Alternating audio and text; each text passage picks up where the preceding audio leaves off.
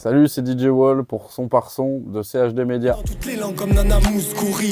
Dans un monde qui est de plus en plus superficiel. Pour moi l'éthique et les valeurs ça vaut son pesant d'or. C'est le premier morceau de la tracklist. Il y a l'artiste Zab et une chanteuse Evaina. C'est peut-être l'un des morceaux qui m'a demandé le plus de travail. Il a eu plusieurs formes. On a commencé par faire des prises voix avec Zab. Donc il avait une première partie. Après j'ai rajouté des voix de mon père pour l'introduction du morceau. Donc ça c'était un poème que Zab avait écrit et que j'ai fait donc interpréter par mon père. Et après j'ai fait venir une chanteuse qui a rajouté un hook et qui a rajouté des voix par-dessus qui sont super. Et après Zab a réécrit encore une partie. C'est un gros morceau de 4 minutes qui je trouve introduit très bien le projet, qui montre vraiment les thèmes principaux de ce que j'ai voulu exprimer dans Ethos. Un énorme banger quoi.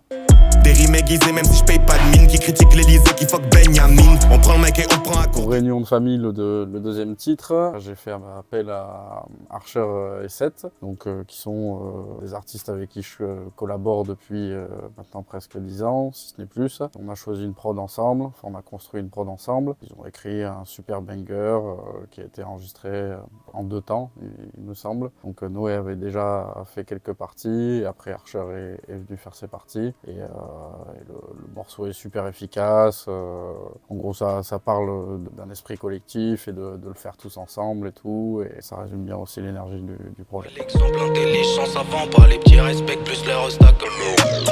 Petit frère joue. Troisième titre. Pour le coup, cette fois-ci, il a été fait donc avec Kusek, qui est un rappeur de Biarritz. J'aime beaucoup ce morceau. Pour le faire, en gros, on a fait une prod ensemble. Lui avait déjà une idée de prod en tête et on a samplé un artiste pour la partie piano. Très bon morceau de rap, bien classique, beaucoup de références dedans. Il est allé chercher dans les références aussi que j'avais pu donner pour le projet. C'est super efficace quoi.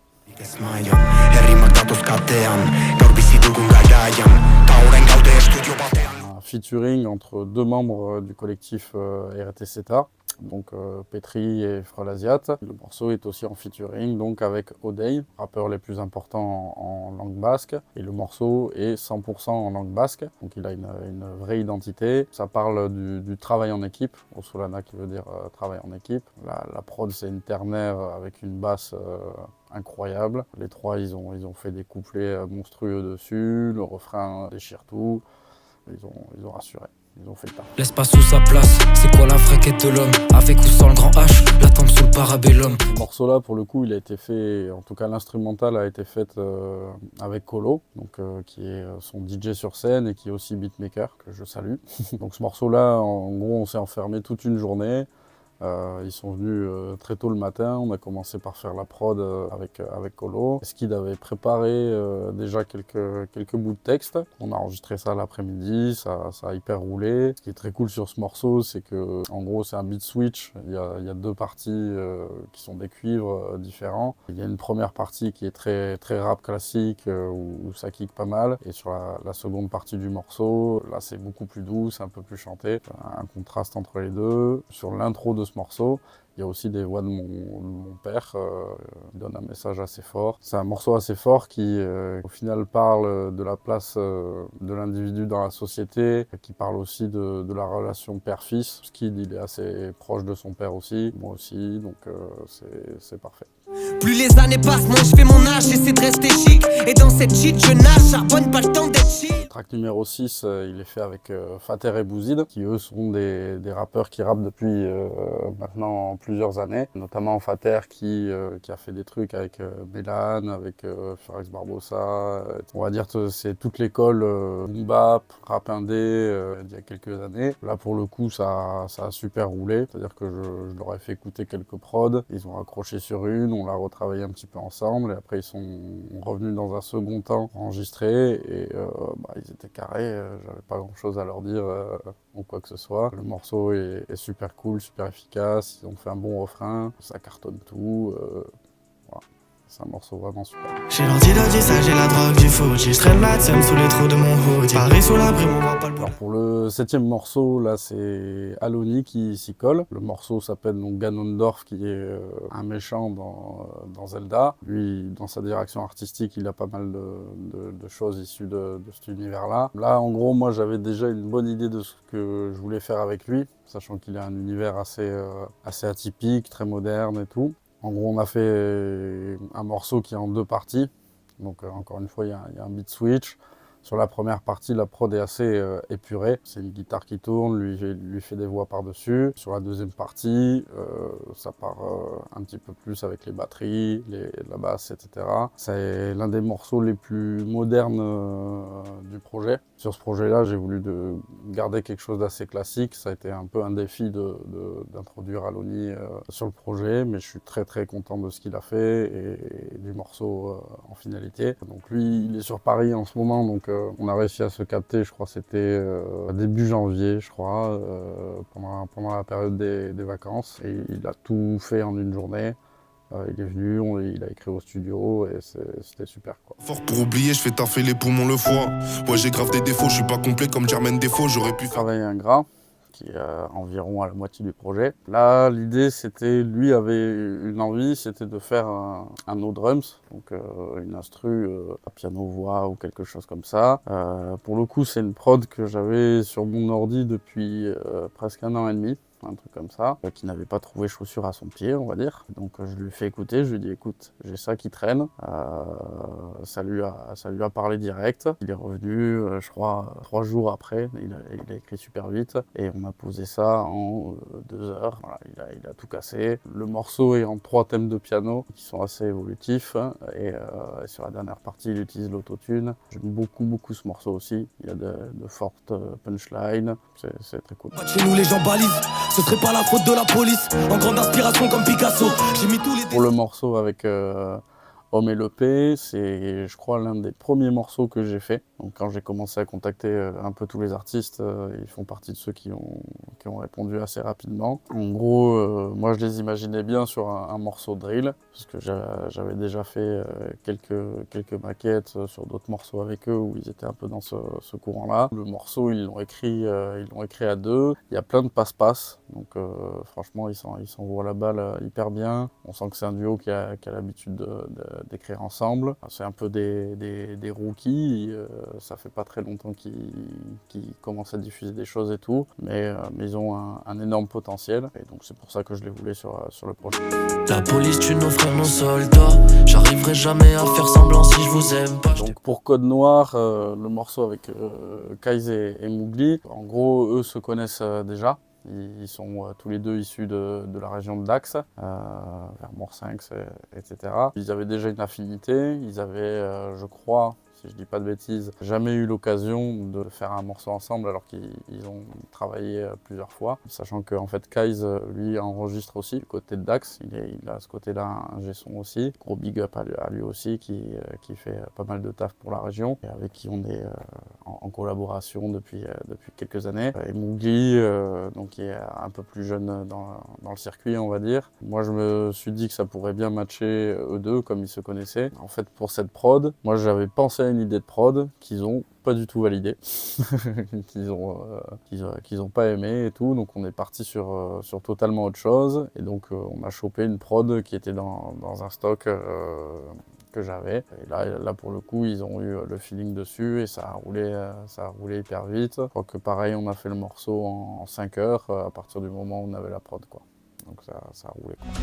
Évite de donner ce qu'on pourra pas attendre. Attends rien après personne, sois pas trop autant. Tu verras qu'on grandit. Pas la zone, il faut savoir que c'est la seule rappeuse de tout le projet. Moi j'avais quand même cette envie d'avoir un côté un peu féminin, sachant qu'il y a peu de rappeuses dans la région. Ça me tenait à cœur de mettre ça un petit peu en avant. Elle avait une envie, c'était de faire une ternaire, sachant qu'elle avait déjà fait des morceaux comme ça chez moi. Aussi ça a été assez simple dans le sens où je lui ai donné le thème et je lui ai fait écouter quelques morceaux. Et elle a tout de suite capté vers quoi je voulais aller. Donc c'est un très très gros morceau avec un refrain assez efficace et surtout des longs couplets où elle dit beaucoup de choses qui sont très intéressantes. Sur ce morceau-là, il y a une introduction aussi de mon père qui résume un petit peu le thème qu'elle a voulu aborder. Le flop, donc tu fuck en job. Parle pas de podium, vise le top. Jamais de cadeau dans la haute. Pour ce morceau qui est donc du duo Tiax et Juice Life, eux c'est des artistes qui ont aussi beaucoup l'habitude de travailler ensemble. Ils ont fait plein de morceaux ensemble. Ils forment un duo très souvent. Et donc je me suis dit que je les voulais sur le projet, sachant que je travaille avec eux depuis plusieurs années, mais je les avais pas mis sur VP1 et VP2, donc là c'était cool de les avoir sur Ethos. Alors, en gros, je leur ai fait écouter les premiers morceaux que j'avais enregistrés, et eux ont voulu se positionner. Les morceaux étaient très sérieux, ils ont voulu faire quelque chose d'un peu plus solaire, donc on est parti sur une guitare un peu plus énergique, un peu moins sombre. Je suis très content du morceau aussi, ils ont fait un super refrain. Tiax notamment chante extrêmement bien, il y a des top lines de fou furieux sur ce morceau qui ramène une énergie un peu unique sur le projet que j'aime beaucoup, quoi. Depuis la tétine, je donne ma confiance à des gens qui vont me la mettre. Ils m'ont trompé. Prodosia, donc le 13e titre. Pour le coup, là, j'ai voulu faire une collab qui avait jamais été faite. Donc entre Homs, Itachi Onizuka et Esquisse. En fait, il se trouve que Homs connaît ces deux rappeurs en dehors de la musique, etc. Par contre, Esquisse et Itachi Onizuka ne se connaissaient pas. C'est un des morceaux que j'ai pris le plus de plaisir aussi à faire en studio. En gros, on s'était retrouvés à, je crois, 6 ou 7 au studio. Sachant que moi, j'ai fait la prod en fait en collaboration avec Maki Loopers, qui est en fait le rappeur Maxon, qui était aussi sur les projets VP1 et VP2, et avec qui je suis très ami dans la vraie vie. C'est déjà une collab pour la prod. La prod est hyper efficace, c'est une drill très sombre, qui part sur de la Jersey drill à certains moments. Eux, ils ont choisi, donc ça je leur ai pas forcément imposé, mais ils ont choisi le thème de la trahison, et ils apportent chacun un regard différent de la trahison, trahison de soi-même, trahison des autres, trahison dans l'histoire de l'humanité, on va dire, sur chacun de leurs couplets. Et le morceau est vraiment très bien au final.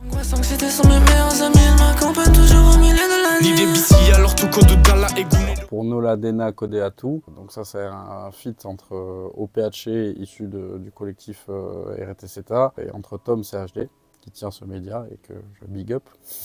Eux en fait sont très bons amis en fait depuis leurs études, donc ça semblait assez naturel de les mettre ensemble sur un morceau. Ils avaient déjà collaboré sur le projet de Tom, ça me semblait tout naturel de les mettre ensemble. Encore une fois, on a essayé de faire au niveau de la prod en tout cas quelque chose d'un peu plus solaire. Eux en contraste, pour le coup, ils sont partis sur un sujet assez sérieux qui est un peu, on va dire, la santé mentale et voilà, le fait de grandir dans une société qui impose beaucoup de règles et tout, sachant qu'eux sont étudiants, donc ils étaient tout légitimes pour parler de ça, quoi. Ce matin je me suis levé direct, j'étais fané. Le réveil il a sonné 8 fois. Alors devant le PC je danse, c'est un morceau que j'ai fait avec Sai. Pour le coup on avait déjà fait une maquette d'un autre morceau qu'on n'a pas validé. Au final, ça c'est le deuxième morceau qu'on a fait pour ce projet-là. Lui, il est dans de la musique très alternative, de base dans sa discographie. Je lui ai demandé un petit peu de se rapprocher de ce que je voulais faire pour Ethos. Donc je l'ai mis un petit peu en difficulté. Encore une fois, c'est un morceau qui évolue beaucoup. Ça commence par des guitares, où lui il chante pendant, je crois, à peu près 1 minute, sans forcément de rythmique. Le morceau, plus il évolue, plus il va dans la modernité au fur et à mesure du morceau. Voilà, lui, il a voulu donner sa vision aussi de ce que c'est l'éthique. C'est un morceau que je kiffe énormément, quoi, et qui apporte une vraie touche de fraîcheur, qui fait du bien. Là, c'est pour ça que je l'ai mis vers la fin du projet. Ça relance l'intérêt. Et voilà, c'est un super morceau. Gardez mes yeux cernés, gardez mes yeux fermés. J'ai peur de les rouvrir et de voir que... Du coup, c'est à la fois l'outro et aussi le dernier morceau que j'ai enregistré. Donc là, on l'a fait en début mai, un truc comme ça. En gros, lui voulait quelque chose d'assez moderne. Et le thème du morceau parle de la pluralité des envies. Il parle des différentes personnes qu'on a en soi et qui sont souvent en conflit. Et comment réussir à s'accorder dans tout ça. C'est pour ça que le morceau s'appelle Le Scénariste. J'aime beaucoup ce morceau aussi parce qu'il est très moderne. Au niveau des traitements voix, on est est arrivé à un truc assez cool. Lui a fait une interprétation où il y a peu de voix et pour le coup il y a pas mal d'effets qui ont été faits sur ses voix. Donc voilà, un morceau très très cool qui clôture très bien le projet. Encore une fois, il y a donc un discours de mon père sur la fin du projet qui résume un peu tout et qui est top. Donc voilà, j'espère que vous allez pouvoir découvrir ça dans son ensemble. Le projet, j'ai voulu qu'il ait une continuité, un fil conducteur tout du long, donc c'est pour moi un projet qui s'écoute dans son ensemble. Le projet est donc dispo sur toutes les plateformes depuis le 27 juin. C'était DJ Wall pour Son par Son de CHD Media.